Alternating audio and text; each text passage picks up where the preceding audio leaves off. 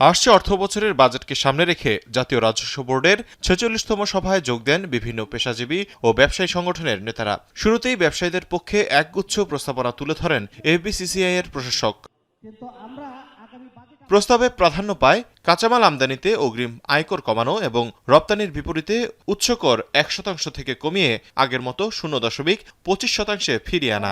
এছাড়া তালিকাভুক্ত নয় এমন কোম্পানির কর হার ধাপে ধাপে ২০% নামিয়ে আনার প্রস্তাব দেওয়া হয়। আমরা বিশ্বাস করি বাজেটের মাধ্যমে সমাজের পরিবর্তন ঘটানো সম্ভব, বাজেটের মাধ্যমে মানুষের জীবনের মানের উন্নয়ন করা সম্ভব, বাজেটের মাধ্যমে দেশের ব্যবসা বাণিজ্যের সম্প্রসারণ করা সম্ভব।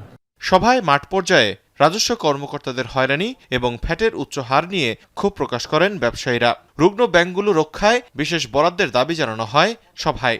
এছাড়া বন্দরের কার্যক্রম গতিশীল করা ও ভ্যাট ট্যাক্স জটিলতা নিরসনের আহ্বান জানান ব্যবসায়ীরা।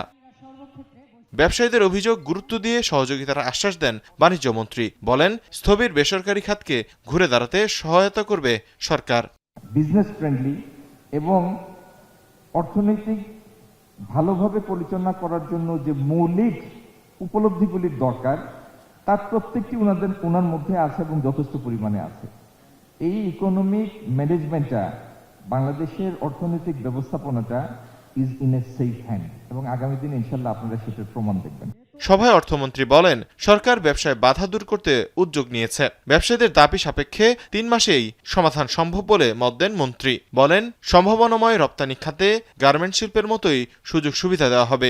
এই যে মুক্তবাজার অর্থনীতির যে কনসেপ্ট, এটার ভিত্তিতে আমরা সরকার পরিচালনা আগেও করেছি, এখনো আমাদের এই কাজটাই করতে হবে এবং এইখানে মূল চালিকা শক্তি হচ্ছেন আপনারা, প্রাইভেট সেক্টর।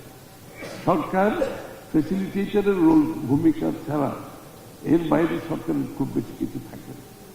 ইনফ্রাস্ট্রাকচারটা সম্ভবত অ্যাভেলেবেল করা এবং ফ্যাসিলিটেট করা সেই। সবাই বিভিন্ন বিভাগের ব্যবসায়ী ও বণিক সমিতির সদস্যরাও অংশ নেন। তৌহিদুল তারেক, এখন ঢাকা। শিয়া বাটার ও ভিটামিন ই সমৃদ্ধ লিলি বিউটি সোপ, তারুণ্যময় উজ্জ্বল ত্বকের জন্য।